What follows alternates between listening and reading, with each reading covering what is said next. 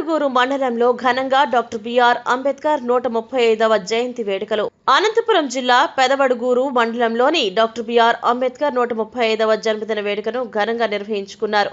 ఈ కార్యక్రమానికి ముఖ్య అతిథులుగా ఎంఆర్ఓ ఉషారాణి, ఎస్ఐ ఆంజనేయులు, ఉప ఎంపీటీఓ నాగిరెడ్డి, పరిసర గ్రామాల ప్రజలు, దళిత నాయకులు మరియు వివిధ పార్టీల నాయకులు పాల్గొని ఈ కార్యక్రమాన్ని విజయవంతం చేశారు.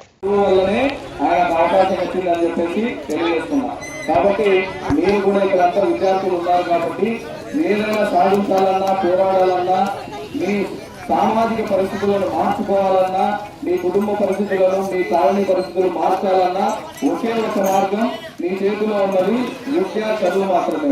చదువు ద్వారా మాత్రమే ఏదైనా సాధించగలం, పోరాడగలం, ఏదైనా పట్టుబడుకొని చేసుకోగలం. కాబట్టి ప్రతి ఒక్కరూ కూడా ఆ ఆశయాలను సాధించాలంటే మొదటగా మీరు చేయాల్సింది మీరు బాగా చదువుకోవాలి. ఒక ఉన్నత లక్ష్యాన్ని పెట్టుకొని మీరు అనుకున్న ఆశయాలను సాధించే విధంగా పోరాడాలని చెప్పేసి, బాగా చదువుకోవాలని చెప్పేసి మీకు అందరికీ తెలియజేస్తున్నా. అదేవిధంగా అది మనం ఆయన స్మరించుకుంటున్నాం కాబట్టి ఆయన చెప్పిన ఒక మాట ఈరోజు అంబేద్కర్ గారి జయంతి సందర్భంగా మీకు అందరూ గుర్తుంచుకోవాలి. చదువు సమీకరించు, పోరాడు అని చెప్పేసి ఆయన ఒక నినాదం ఇవ్వడం జరిగింది. చదువుకుంటేనే 10 మందిని సమీకరించగలుగుతాం, జ్ఞానం సమీకరించగలుగుతాం, తర్వాత పోరాడడానికి కూడా మీకు అవకాశం ఉంటుంది. కాబట్టి చదువు ద్వారానే సాధ్యం అవుతుంది. అదేవిధంగా చదువులేని పోరాటం అనేది దిశ లేని ఒక పోరాటం మాదిరి అనిపిస్తుంది అని చెప్పేసి తెలియజేయాలి. కాబట్టి నాయకులు కూడా మనకు జ్ఞానం లేకోకుండా, చదువుకోకుండా, రాజ్యాంగం పట్ల అవగాహన లేకోకుండా ఎన్ని పోరాటాలు చేసినా దానివల్ల ఉపయోగం ఉండదు. కాబట్టి మన జ్ఞానం అనేది కూడా సంపాదించుకోవాల్సిన అవసరం చాలా ఉంది. కాబట్టి ఆ జ్ఞానం మనకు ఎక్కడి నుంచి వస్తుంది? పోరాటాలు చేయడానికంటే రాజ్యాంగం ద్వారా వస్తుంది. కాబట్టి డాక్టర్ బిఆర్ అంబేద్కర్ గారు రచించిన రాజ్యాంగం పట్ల అందరూ అవగాహన పెంచుకోవాలి. ఆ రాజ్యాంగాన్ని మన ఇంట్లో ఎవరైతే హిందువులు భగవద్గీత, ముస్లింలు ఖురాన్, క్రైస్తవులు బైబిల్ లాగా చదువుకుంటారో భారతీయులందరూ కూడా రాజ్యాంగాన్ని కూడా ఒక గ్రంథం లాగా పాటించి ఆయన మనకు కల్పించిన అవకాశాలు అన్ని కూడా అవగాహన చేసుకొని మన పరిస్థితులు, సామాజిక పరిస్థితులు మెరుగుపరచుకోవడానికి అవకాశం ఉంటుందని చెప్పేసి తెలియజేస్తూ ప్రతి ఒక్కరు కూడా ఆయన అనుకున్న లక్ష్యాలను, ఆశయాలను సాధించడానికి ప్రతి ఒక్కరు కూడా బాగా చదువుకోవాలని చెప్పేసి, జ్ఞానం సంపాదించుకోవాలని చెప్పేసి తెలియజేస్తూ నాకు అవకాశం కల్పించిన నాగేష్ మరియు ఇతర నాయకులందరికీ కూడా ప్రత్యేకంగా ధన్యవాదాలు తెలియజేసుకుంటూ ముగిస్తున్నాను. Thank you. అధ్యక్షత వహించినటువంటి నాగేష్ గారికి, ఇక్కడ ముఖ్య అతిథిగా విచ్చేసినటువంటి మన ఎస్ఐ గారికి, అదేవిధంగా డిప్యూటీ ఎంపీడీఓ నాగిరెడ్డి గారికి, ఇక్కడ వేదిక మీద ఉన్నటువంటి ఇతర ప్రముఖులు, వేదిక మీద ఉన్నటువంటి పాత్రికేయులు, పిల్లలు, అదేవిధంగా ఇతర ప్రజానికానికి అందరికీ కూడా నమస్కారం. ముందుగా మీ అందరికీ డాక్టర్ భీమరావ్ రామ్జీ అంబేద్కర్ గారి జయంతి శుభాకాంక్షలు తెలియజేస్తున్నాను. ఇప్పుడు మన వక్తలందరూ కూడా చెప్పారు అంబేద్కర్ గారు ఎంతటి గొప్ప వ్యక్తి అనేది. మనందరికీ తెలిసినటువంటి విషయం. ప్రతి ఒక్కరికి తెలియనటువంటి వ్యక్తి ఎవరు లేరు. అంబేద్కర్ ఎవరు అంటే ప్రతి ఒక్కరికి తెలిసినటువంటి వ్యక్తి. అంతగా మనకి పాపులర్ అయ్యారు అంటే అతనిలో ఏవో కొన్ని గొప్ప లక్షణాలు ఉంటాయి. ఏంటి ఆ గొప్ప లక్షణాలు? మరి మన జీవితంలో ఆ లక్షణాలను మనం అలవర్చుకుంటున్నామా లేదా అనేది ఈరోజు మనం తెలుసుకోవాలి.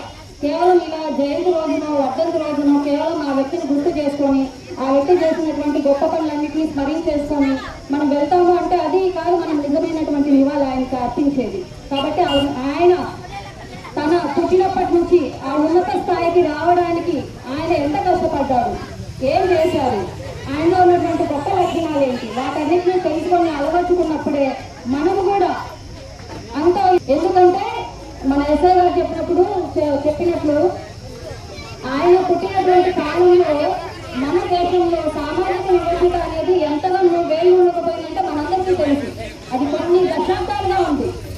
స్వాతంత్రం వచ్చినప్పుడు కూడా అంబేద్కర్ గారు ఒకే మాటే చెప్పారు, మనకు రాజకీయ స్వాతంత్రం అయితే వచ్చింది కానీ స్వేచ్ఛ, ఆర్థిక అసమానతలు అనేవి ఇంకా మన దేశంలో వేలు ఉండకపోయినాయి.